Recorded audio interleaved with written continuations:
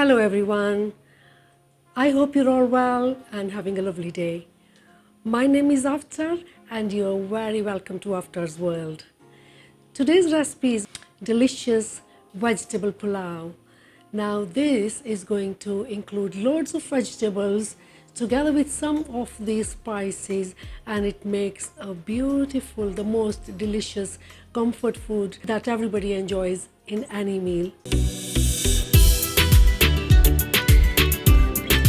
I would like to say to all of you who have shown me such a big support, I'm really thankful to you all. Okay, cooking the vegetable pulao, I've always thought of it as including most vegetables into the diet. That's an easy way, and that way I can get my children to have the vegetables. And I'm going to show you a very simple method which is totally foolproof. You will definitely get the good results and you will get that aromatic, delicious aroma coming out of the vegetable pulao. Also, pulao is different than biryani, which is meant to be layers, whereas the pulao uses the absorption method and gets cooked alongside with the vegetables. Okay, let's look at the ingredients. I tend to add green French beans, and I've got some green peas, and I've got a grated carrot, and I'm taking some rice, and I'm taking some spices. Some people will tend to add onions. I do not add those, just in case I have some picky eaters. Similarly with the cauliflower, I avoid it because it's got a very strong taste of its own. Now if you wanted to, you could actually add the paneer or potatoes, but in Punjabi houses it's mainly a side dish. But if you wanted to make it a standalone dish, feel free to add in whatever you like. Now you see the method that I'm going to show you. I do not even need to pre-soak the rice before, and that also means that you can stick with the one glass of rice or 1 cup of rice to 2 cups of water or 2 glasses of water ratio. Okay, some oil goes into the pan, and I'm also going to add some ghee. Yeah, now it's entirely up to you, totally optional, whether you want to use either one of these or either both of them.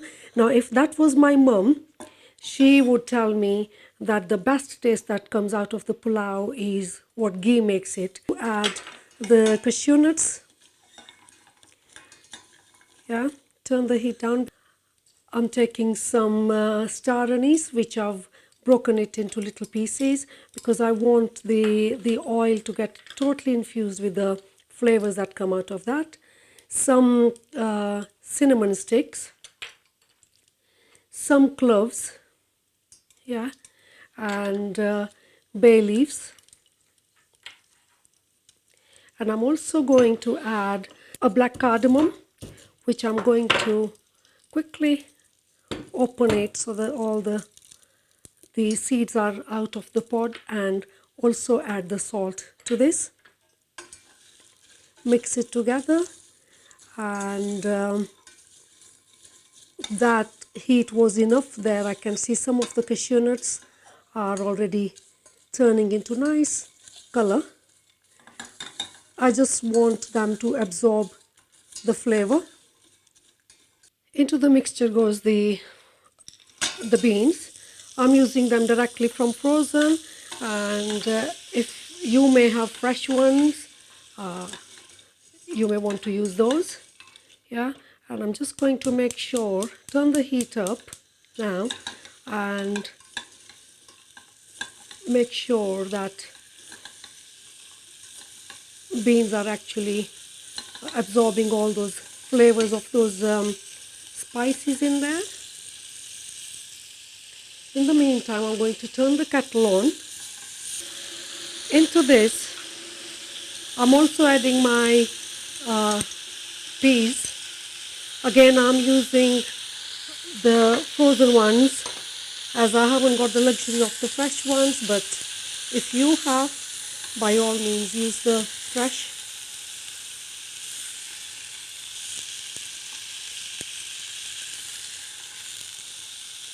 So I have actually sauteed them in the fat for a few minutes. If you do not want the cashew nuts, you can avoid it just in case anybody is allergic to nuts, so you don't.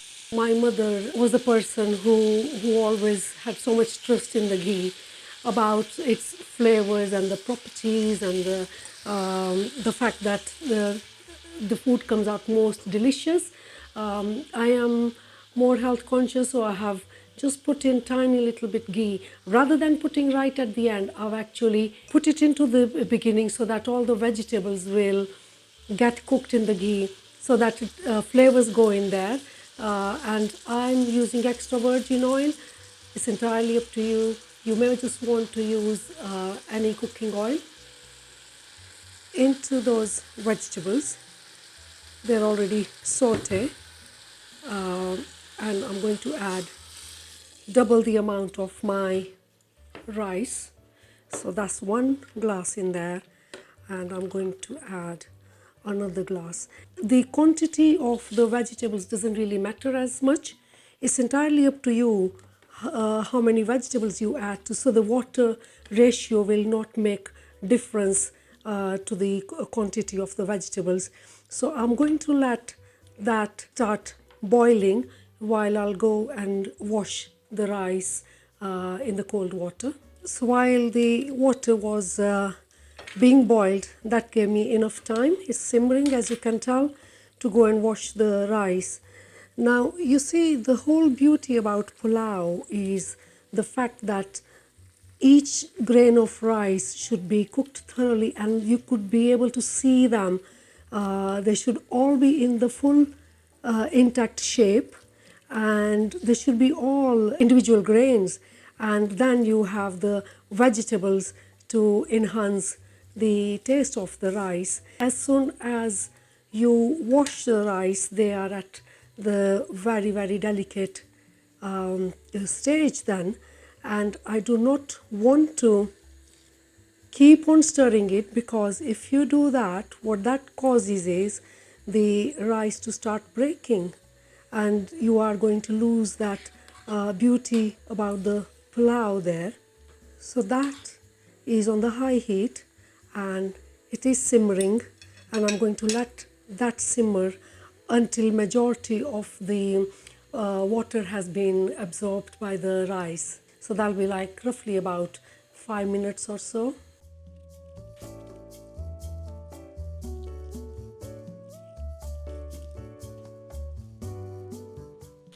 As you can tell, the moisture is getting absorbed. The rice is absorbing all that water, and in the meantime, heat my tawa. I can still see there is moisture there.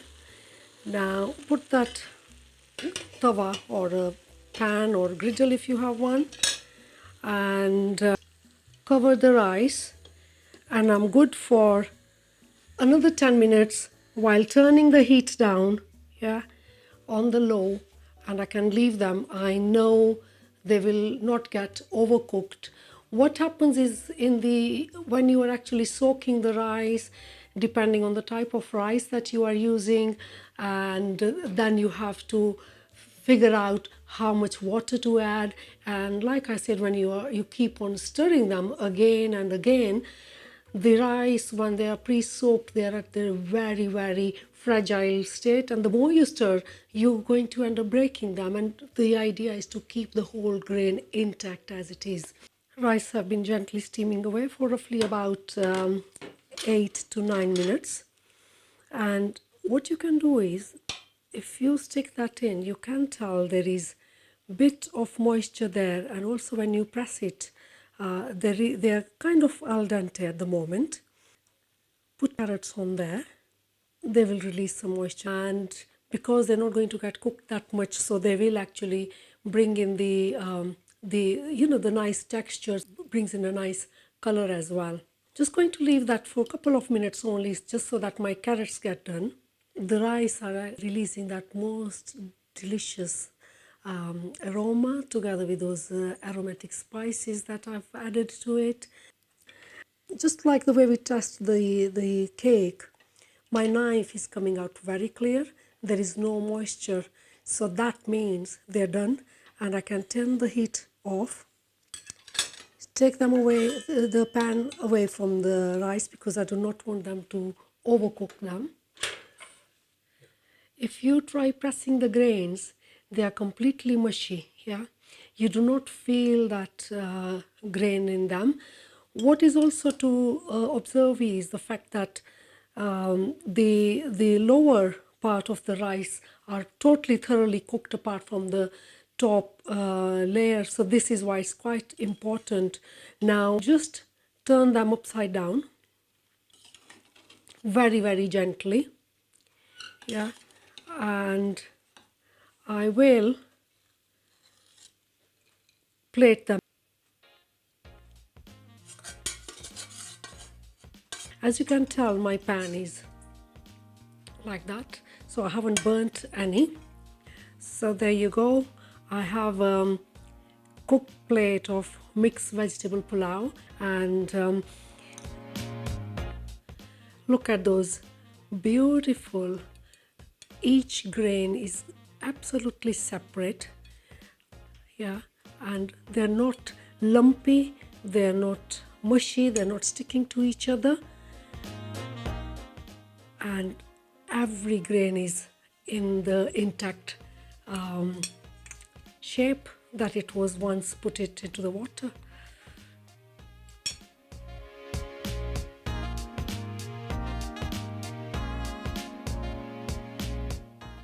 With that orange color and the green colors, it's looking most beautiful.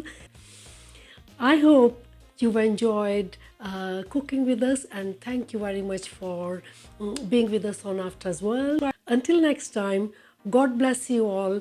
Take care. Bye bye for now.